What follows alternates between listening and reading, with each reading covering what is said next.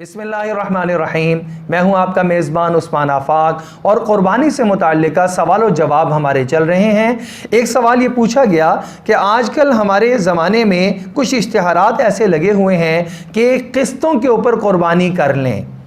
तो क्या ये जायज़ है या नाजायज़ है। तो ये मसला समझ लीजिए कि ये इस तरह है कि एक बकरा है, उसकी कीमत मुतय्यन कर दी आपने कि मिसाल के तौर पर ये 25,000 रुपये का है और नकदन में, और अगर उधार करेंगे या किस्त करेंगे तो ये 30,000 रुपये का हो जाएगा और 30,000 रुपये की उधार पर ये बकरा ले लिया जाए और कुछ पैसे अदा कर दिए जाएं और बाद में बकाया रकम वो किस्तों की शक्ल में उसको अदा कर दी जाए, तो ये जायज़ है दो शर्तों के साथ। पहली शर्त तो ये है कि कुर्बानी के जानवर की एक रकम मुतय्यन कर ली जाए, मुकर्रर कर ली जाए, इसमें कमी बेशी ना की जाए,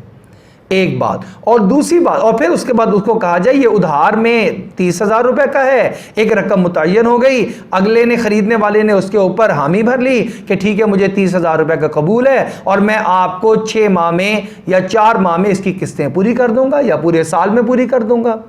दूसरी शर्त यह है कि जो किस्त मुतय्यन हुई है कि मैं हर माह मिसाल के तौर पर 2,000 रुपये अदा करूंगा, अगर वो लेट हो जाए, एक महीने वो अदा ना कर सके, तो इसके ऊपर इजाफी कोई जुर्माना आयद नहीं किया जाएगा।